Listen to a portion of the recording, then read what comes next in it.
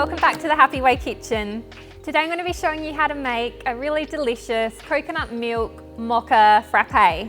So what I'm going to be using is some Happy Way chocolate vegan protein powder, a heap of ice, coconut milk or coconut cream, and I've got a couple of shots of espresso coffee. So what I'm going to do is throw into the blender the ice, the milk and the protein.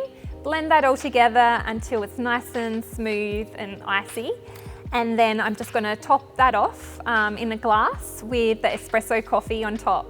So this is a great little pick-me-up for the morning time. I hope you enjoy it.